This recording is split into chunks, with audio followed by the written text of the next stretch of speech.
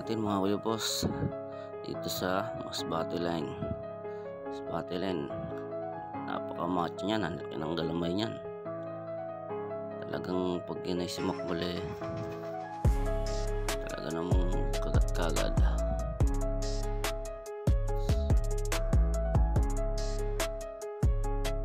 Yun, ang pangalawa natin ay Jensen Line. Jensen Line, napakahaba talaga ng galamay niya, no? Bilib ako yun sa galamay na yun, ang haba. Talagang parang ayaw magpakapit niyan. Pitik yan.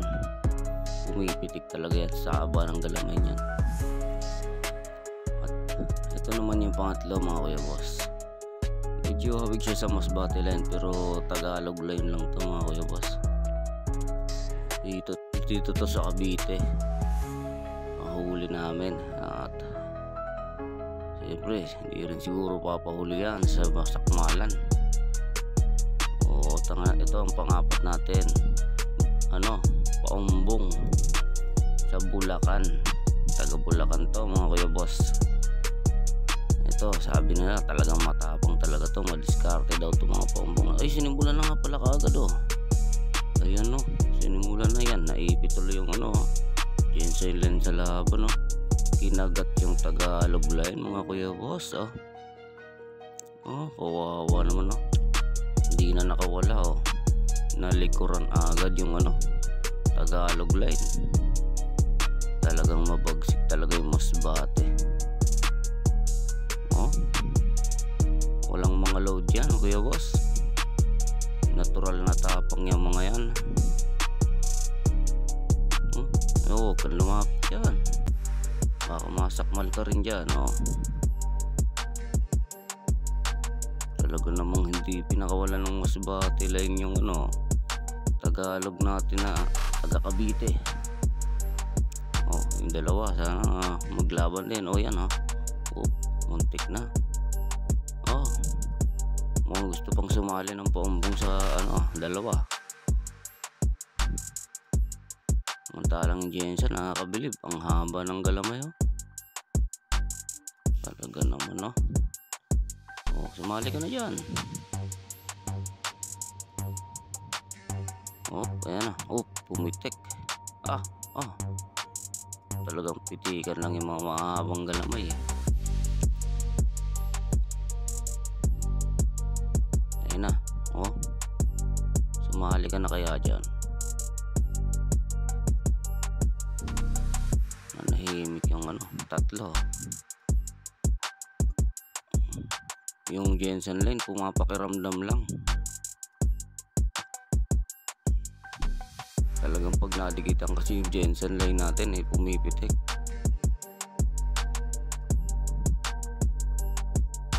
Nanahimik na sila Ayun.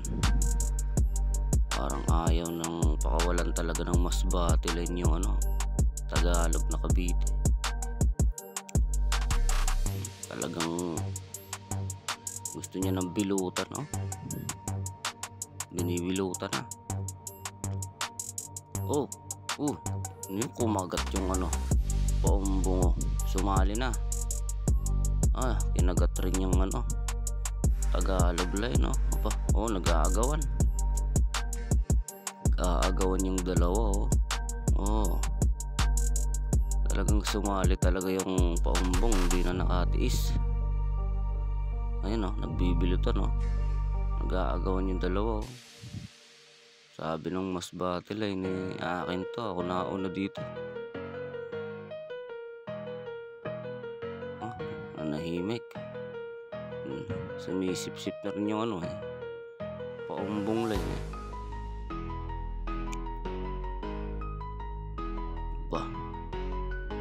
yan nagbibilutan, binibilutan rin ng Masbate Line yung paumbong diskarte din. Isa doon haba ng galamay, kaso lang ayaw sumali. Dito tayo pumupo sa tatlong to. Kawawa naman yung Tagalog, walang kalaban-laban. Hintayin natin yung resulta kung sinong mananalo sa dalawang to. Sa agawan. Agawan sa biktima. Nahimik oh. Pakiramdaman yan. Nagbibitaw ng lason yan sa ano. Sa Tagalog line yung dalawang yan. Kawawa naman tong Tagalog na to. Walang kalaban-laban. Nalikodan agad kanina ng masbate. Kinagat pa ng paumbong.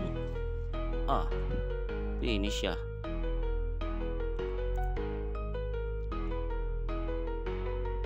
Waiting tayo mga kuya boss. Kung anong magiging resulta sa tatlong yan. Kung mabubuhay pa ba yung Tagalog, kung madidihado na talaga siya. At itong dalawang to, sino kayang mananalo sa agawan dito?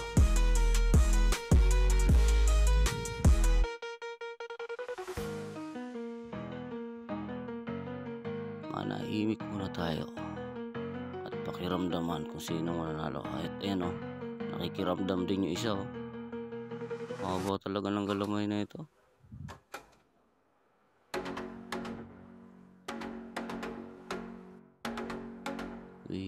Waiting tayo sa resulta. Ayun oh, ba?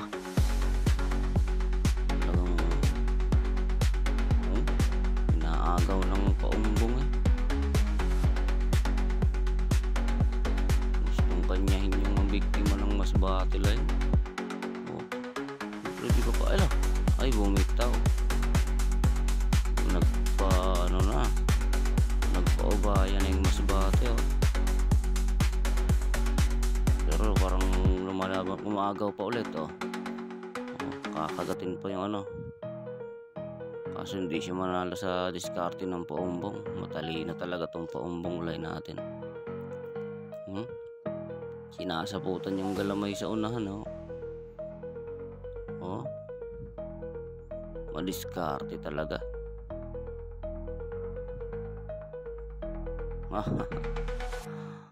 Hindi siya makapalag eh.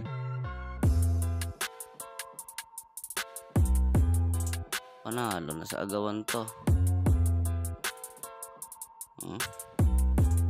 Mabagsik talaga tong paumbong. Diskarte. Wala na, nahimik na yung masbate line. Binigay na lang yung kanyang biktima eh. Pinaubayan niya na. Pero baka bumibelo lang yan. Hintayin natin. Baka biglang sumakmal yan sa paumbong. Bumibelo yan, di papayag yan na maagawan. Ang laki-laki niya eh, macho siya eh. Maagawan lang.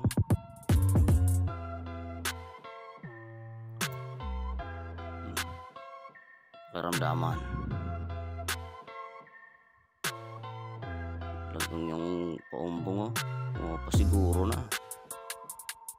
Akin na to. Hindi pa pwede sabi ng masbate line. Kumagat na naman, nakagat yata sa paa yung paumbong.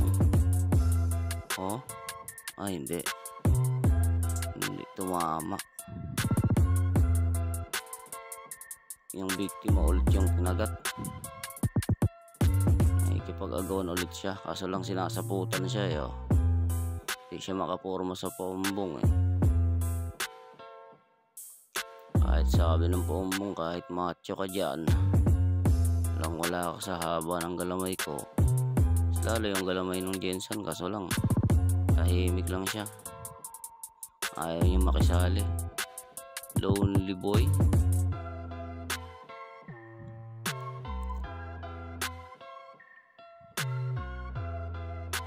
Talagang sakop ng galamay ng paumbong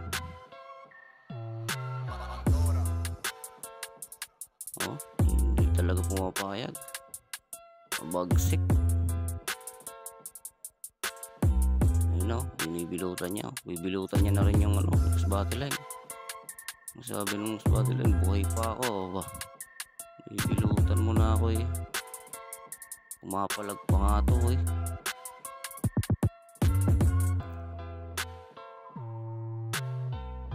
Oh. Yan.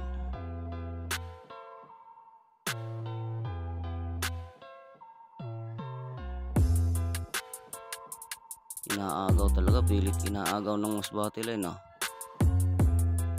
Binibira eh.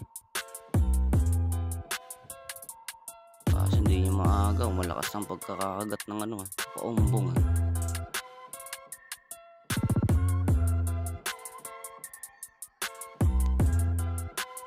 Bira rin yung ano, hilaan sila. Hilaan yung dalawa. Ba? Palakasan. Tingnan natin kung sino una mapipikon dyan. Kung napipikon na yung ano, paumbong oh. Ikunin pala itong paumbong. Ayan o. Makulit ka daw ah. Ang kulit mo ha. Itong sayo. Saputan kita kung gusto mo. Ayan.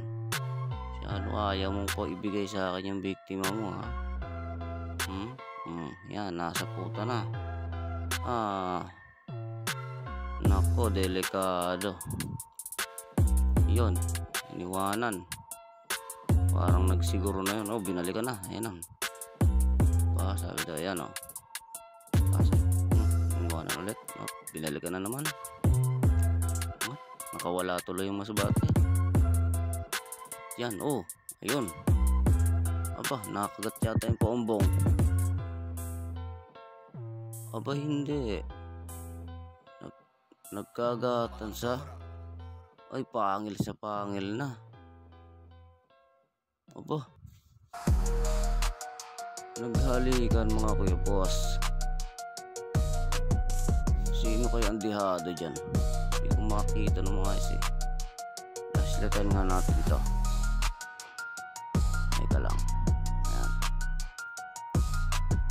Lang mga kuya boss, ayun oh. Hindi ko masyado maklaruhan mga kuya boss. Yan, hanap tayo ng anggulong magandang pag anuhan. Kita natin kung ano, sino ba talaga ang ayun oh. Ang hirap tingnan kung sinong nakakagat ah. Pangil sa pangil oh. Pero parang yung paumbong ang nakakalamang. Makikita natin sa galaw yan. Pag hindi na masyado gumagalaw ang gagamba, alamang dihado na yon. Sa palagay ko yung masbate di na nagalaw. Oh, bumibira pa tong paumbong eh. Siyang nakakalamang. Lamang sa laban ng paumbong, talagang madiskarte. Mga bagsik. Tingnan natin ang angulo na yun, no? Ayun mga kuya boss, oh. Nakalamang na nga yung ano, paumbong. Mabagsik talaga. Biruin mo, ang laki ng masbate line. Tinalo niya. Wala na, nanghina na yung ano. Wala nang galawan yung masbate line natin. Nadihado na. Ay, kawawa naman. Tala siya sa diskarte na itong paumbong eh. Malupiton.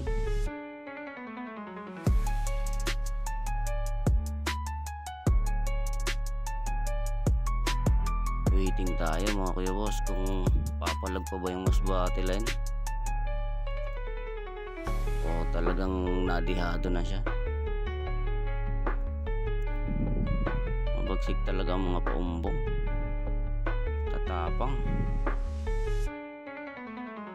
Malupit sa diskarte yan eh. Talagang ano na yan, tested improvement na yung mga paumbong sa diskarte. Masbate line sa lakas eh, kaso lang lakas lang, walang diskarte. Yung sanang mga gensign line eh, kaso lang nananahimik sa gilid yun eh.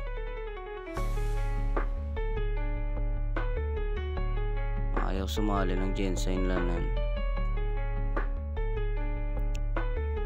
Focus tayo dito. Wala na talaga, finish na talaga yung masbate line. Tinan mo naman, no? Mangha-mangha sana yung galamay ng Jensen line, kaso ayaw. Mas gusto niya pang matulog eh. Pero mamaya i-1-on-1 natin yan dalawa. Jensen line versus paumbong line. Titingnan natin kung sinong mas mabagsik dyan. Jensen line eh talagang mabagsik yan sa bilutan. Madikitan lang yan eh. Talagang bumipitik yan sa haba ng galamay. Siyempre ang paumbong line eh ganun din. Mabagsik rin yan bumilot. Tingnan mo nga, ayan o. Talagang nakikita na natin dalawa yung biktima niya. Biniktima niya na yung bumiktima ng isa pa. Dalawa sila ang biniktima. Malupiton, sabi ni Bossing.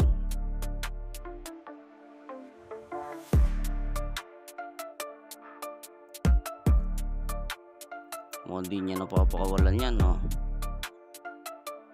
Hindi napapakawalan yan ng paumbong line. Nawatin na natin.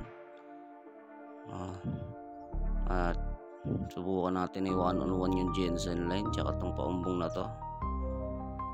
Kasi baka mabusog yung paumbong eh. Hindi na lumaban. Wait lang tayo mga kuya boss ha. Akin lang hinihiwalay na. Tatapatin na natin. Ay, isabot pa pala sa puwet eh. Yan, putol ko na. Yan. Nako. Mukhang malilikuran yung paumbong. Nakatalikod eh. Pero wala pang galawan. Mas gugustuhin pa ng Jensen line na manahimik. Talaga naman parang ayaw gumalaw pa. Tinatamad. Subukan natin tapik-tapikin. Sige, laban na laban. Pumipitik lang. Laban kayong dalawa. Mukhang ayaw. Sige, sa second batch na lang second match na lang natin silang dalawa. Ito Jensen line. Talagang haba ng galamay. Susunod kayong laban. At ang paumbong line ng